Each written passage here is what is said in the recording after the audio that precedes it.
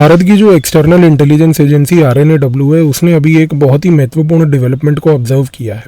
वो डेवलपमेंट ये है कि रावलकोट पाकिस्तान में हाल ही में 5 फरवरी को एक बड़ी महत्वपूर्ण मीटिंग हुई।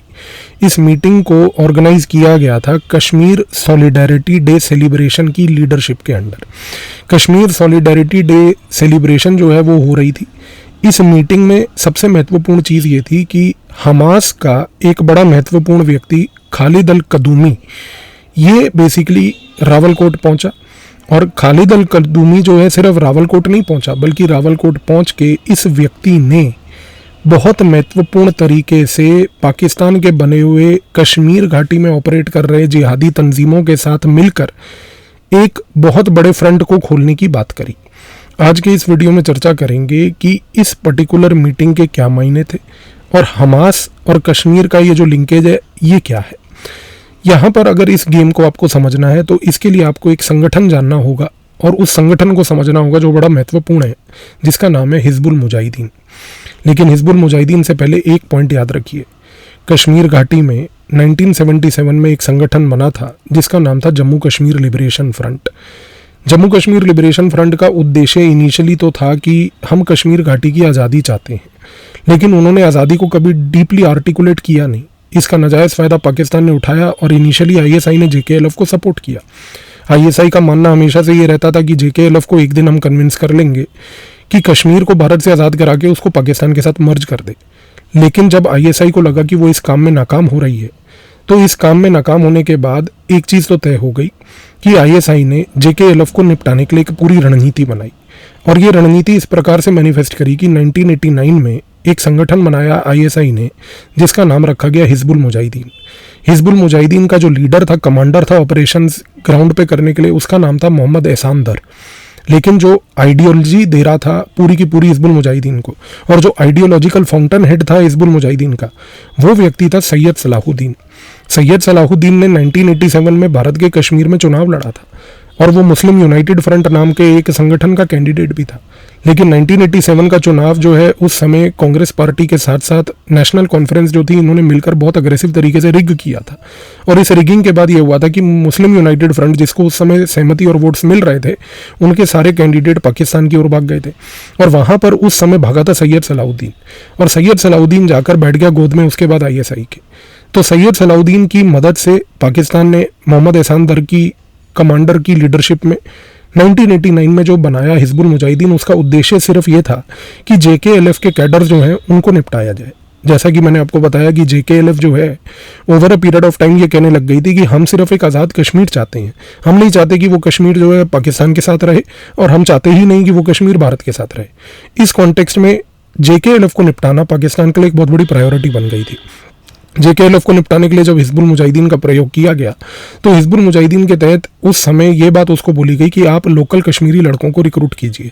हिजबुल मुजाहिदीन की अगर हम ऑपरेशनल सक्सेस को समझते हैं तो उसमें ये पॉइंट जानना बहुत ज़रूरी है कि उसकी ऑपरेशनल सक्सेस का सबसे बड़ा कारण इसलिए था क्योंकि उसने लोकल कश्मीर घाटी के लोगों को रिक्रूट करा। और जब ये किया, इसके साथ साथ एक और चीज़ हुई कि हिजबुल मुजाहिदीन जब ये प्रकार का काम कर रहा था, तो उन्हीं को एक ओवरग्राउंड सपोर्ट देने के लिए आईएसआई ने all party Hurriyat conference create की थी।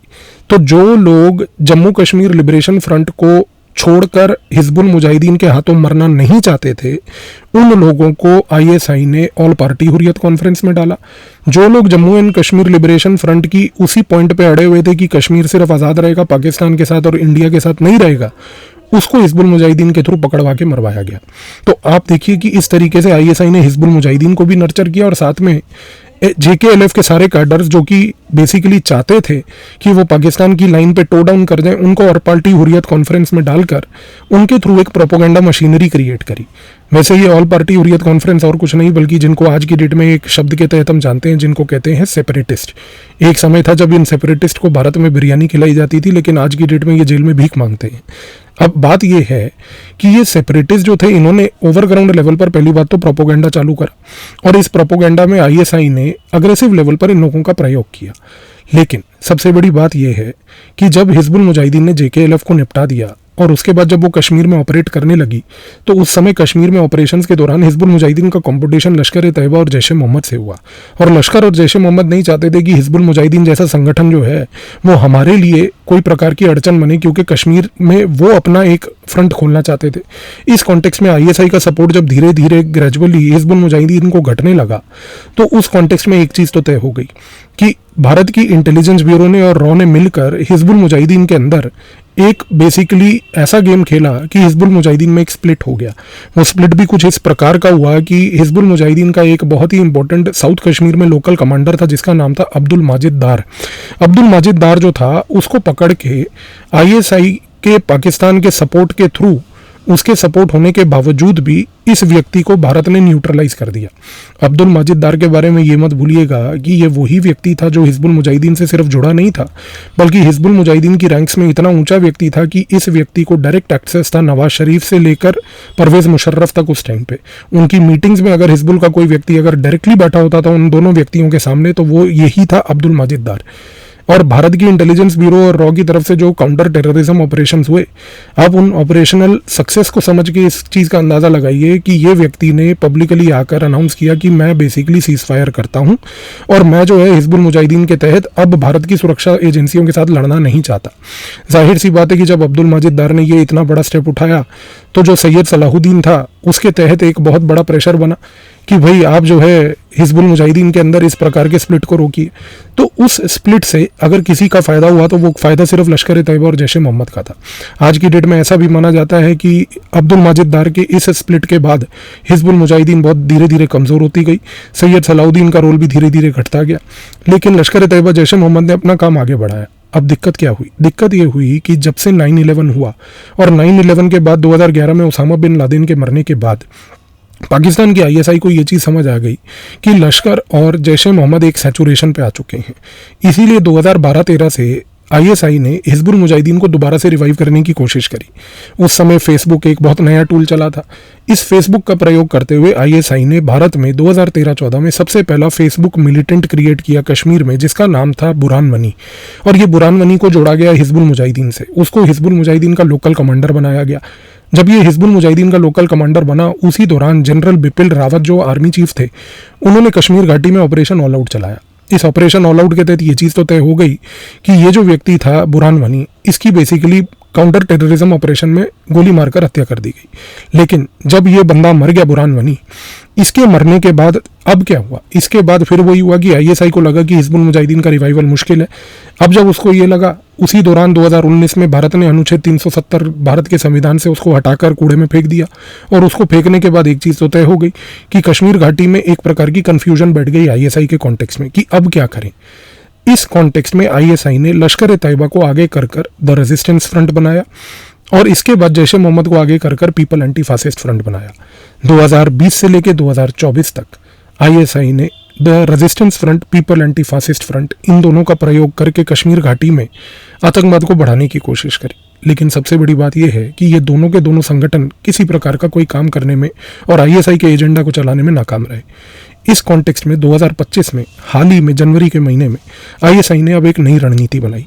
आईएसआई ने कहा कि देखिए, लश्कर ए तैयबा, जैश ए मोहम्मद का अब जो प्रेजेंस कश्मीर घाटी में है वो बहुत घट चुका है। भारत की जिस प्रकार की सुरक्षा ग्रिड बन चुकी है कश्मीर घाटी में, इन दोनों संगठनों को वहां पर ऑपरेट करने में दिक्कत आएगी। अगर कोई संगठन इस मोमेंट पे रिवाइव हो सकता है तो वो है हिजबुल मुजाहिदीन। अब इस हिजबुल मुजाहिदीन को रिवाइव कैसे किया जाए, इस कॉन्टेक्स्ट में समझने की आवश्यकता है कि यहाँ पर ये जो हमास के लीडर के साथ मीटिंग हुई, जो ये व्यक्ति था खालिद अल कदूमी, इसको पाकिस्तान ने बुलाकर स्पेस इसलिए दिया ताकि ये व्यक्ति अगर आज की डेट में ये बात बोलता है कि हमास और कश्मीर की लड़ाई एक है, तो इससे सबसे पहली बात, कश्मीर को पहली बात तो एक इंटरनेशनलाइजेशन का इशू मिलता है। आईएसआई आज की डेट में कोशिश ये कर रही है कि कश्मीर के मसले को इंटरनेशनलाइज किया जाए। अगर कश्मीर का मसला इंटरनेशनलाइज होता है, अगर मान लीजिए हमास जैसा संगठन भी कश्मीर के कॉज को पिकअप करता है, तो इससे आईएसआई को फायदा ये मिलेगा कि जो संगठन हमास है, जहां से भी उसको फंडिंग मिल रही है और जो भी देश उसको फंड कर रहे हैं, कल को थोड़ा बहुत वो फंड कश्मीर घाटी के लिए भी लगाएं। इस मोमेंट पर आईएसआई के लिए ये इसलिए भी प्रायोरिटी है क्योंकि आईएसआई अपने ऑलरेडी डोमेस्टिक कामों में बहुत व्यस्त है, और डोमेस्टिक कामों में इसलिए व्यस्त है क्योंकि आईएसआई को रोज़ के रोज़ अगर किसी से मार पिट रही है तो वो है तहरीक तालिबान पाकिस्तान। और तहरीक तालिबान पाकिस्तान ने जो गदर पाकिस्तान के अंदर मचा रखा है, उसकी वजह से आईएसआई का बेसिकली आज की डेट में चलना मुश्किल हो रहा है। इस कॉन्टेक्स्ट में आईएसआई की तरफ से ये मुहिम चलाई गई कि क्यों ना कश्मीर घाटी के इस मसले को इंटरनेशनलाइज किया जाए, क्यों ना इसको इंटरनेशनलाइज करने के चक्कर में साथ साथ जो हिजबुल मुजाहिदीन है उसको रिवाइव किया जाए। और आज की डेट में आईएसआई दूसरी चीज़ जो बड़ी महत्वपूर्ण कर रही है कि वो बड़े साइलेंट तरीके से हिजबुल का रिवाइवल चाह रही है। पहले जैसे उसने जब रिवाइवल किए थे तो उस समय बहुत शोर मचा के रिवाइवल होता था। इस शोर के कारण भारत की इंटेलिजेंस एजेंसीज एकदम सतर्क हो जाती थी, और सतर्क होने के बाद ये चीज़ हो जाती थी कि हम उनके पूरे के पूरे प्लान्स को नाकाम करते थे। अब जो आईएसआई कर रही है वो साइलेंटली कर रही है, लेकिन आईएसआई को ये नहीं पता है कि भारत आज की डेट में उन्हीं काउंटर टेररिज्म ऑपरेशंस के तहत एक अग्रेसिव पकड़ कश्मीर में बना चुकी है। अब हो ये रहा है कि धीरे धीरे ग्रास रूट लेवल पर, ग्राउंड लेवल पर रिक्रूटमेंट हो रही है। अब वो रिक्रूटमेंट चाहे श्रीनगर में हो, वो चाहे कुपवारा में हो, वो चाहे डोडा में हो, वो चाहे पीर पांजल में हो या उधमपुर में हो, इन सारी जगहों पर पहली बात तो हिजबुल मुजाहिदीन के काडर रिवाइव हो रहे हैं, और दूसरी सबसे बड़ी बात, इनको रिवाइव करने के लिए आईएसआई दो संगठनों की मदद ले रही है, जिसमें एक है गुलाम नबी फाई की बनी हुई कश्मीर अमेरिकन काउंसिल, और दूसरी एक संगठन है अयूब ठाकुर की जिसका नाम है वर्ल्ड कश्मीर फ्रीडम मूवमेंट। ये दो संगठन जो हैं इस मोमेंट पर आईएसआई के साथ मिलकर बाहर के देशों में बैठकर बाहर के कश्मीरी डायस्पोरा से पैसा इकट्ठा कर हवाला के थ्रू पैसा भेजकर पहली बात तो कोशिश कर रहे हैं कि कश्मीर घाटी में ओवरग्राउंड वर्कर्स को रिवाइव किया जाए।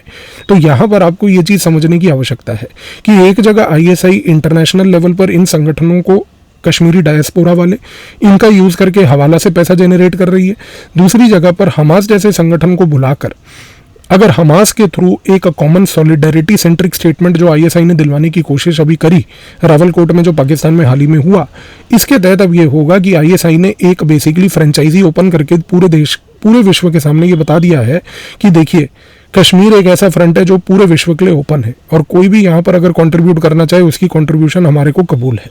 तो इस कॉन्टेक्स्ट में एक चीज़ तो तय है कि ये जो इंटरनेशनलाइजेशन का अटेम्प्ट है ये कामयाब इसलिए नहीं होगा क्योंकि आज की डेट में हमास वैसे ही बहुत कमज़ोर हो चुका है, और हमास की कमज़ोरी इस बात से भी जायज़ है कि हमास का जो पूरा का पूरा एरिया जहाँ पर वो प्रेजेंट है, वो चाहे बेसिकली सीरिया की टेरिटरी हो, लेबनान की टेरिटरी हो, या पूरा का पूरा गाजा पट्टी हो, वहाँ पर इस मोमेंट पर हमास की फंडिंग बहुत अग्रेसिव तरीके से चौक हो चुकी है। इस कारण से आप देखिए कि आईएसआई के लोग जो हैं वो आज की डेट में कभी टर्की जाते हैं तो कभी टर्की के बाद बांग्लादेश आते हैं, वो बेसिकली भुखलाए हुए इधर से उधर आईएसआई का चीफ जो है वो घूम रहा है, क्योंकि उसको आज की डेट में कश्मीर के अंदर टेररिज्म को रिवाइव करने की जो रणनीति बनानी है उसके लिए उसको पैसा चाहिए जो उसको कहीं से नहीं मिल रहा है। तो ये जो हमास की तरफ से स्टेटमेंट दी गई, इस हमास की स्टेटमेंट को हमें इसीलिए ज़्यादा कोई बहुत अग्रेसिवली नहीं लेना है क्योंकि ये स्टेटमेंट सिर्फ एक अटेम्प्ट है दिखाने के लिए कि कश्मीर घाटी is now open for everyone, और कोई भी कंट्रीब्यूट करना चाहे इस यहाँ पर तो वो आज की डेट में वेलकम है। इसके मायने लॉन्ग रन में भारत के अंदर कुछ नहीं होंगे क्योंकि भारत के अंदर किसी भी प्रकार से कश्मीर घाटी में इस मोमेंट पे टेररिज्म को रिवाइव करने की पॉसिबिलिटी ज़ीरो है, क्योंकि जितने ओवरग्राउंड वर्कर्स थे, जिस प्रकार का टेररिज्म नेटवर्क था, वो पूरा का पूरा टूट चुका है। तो आई होप इस वीडियो के बाद आपको ये चीज़ की क्लैरिटी मिल गई होगी कि ये जो हमास के रिलेटेड स्टेटमेंट था उसके क्या मायने थे। धन्यवाद।